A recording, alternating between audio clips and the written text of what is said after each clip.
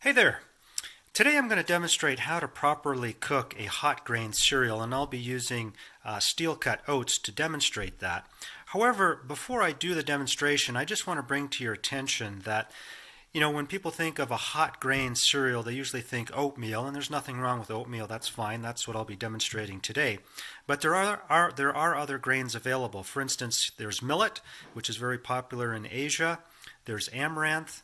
And then there's buckwheat or kasha, which is popular in Eastern Europe.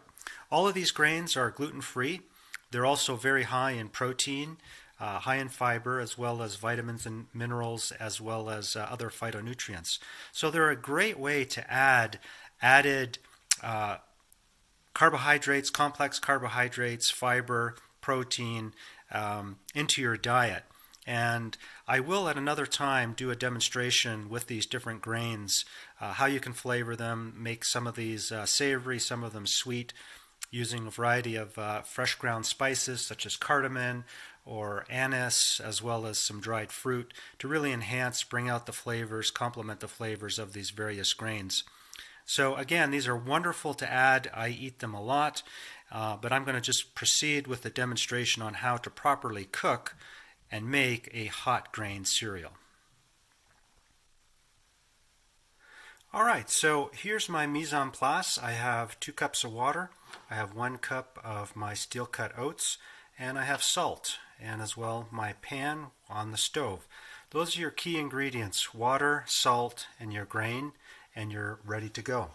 So I'm going to turn the stove on and heat my water up. You can add your salt next. Again, I add about 3 pinches, which equals about 1/4 of a teaspoon of salt, not terribly much. And we're just going to wait for the water to come to a boil, and then we're going to add the grains.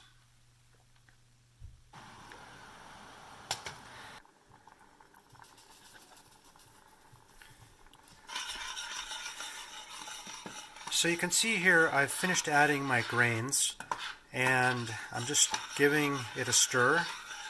Next, what I will do is just cover my pot of the cooking grains. I've turned my heat to low, and we're just going to let this cook on low for the next 10 minutes or so, 10 to 15 minutes. And this is really what's key to cooking a hot grain cereal properly, is to let it cook on a low heat for about 10 to 15 minutes, depending on the type of grain and how creamy you want it to be. What's important then too is when it's done the 10-minute, 15-minute cooking time, is just to turn the heat off and let it hatch for another 5 minutes or so.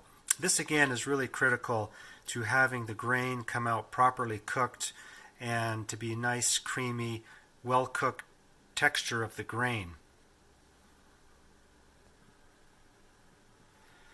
Alright, now this is cooked and it has hatched, and you can just see you get a nice creamy cooked cereal that's ready to eat.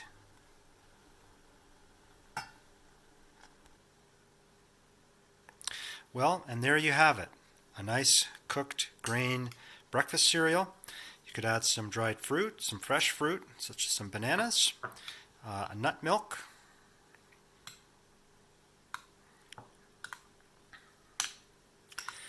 and you're ready for breakfast.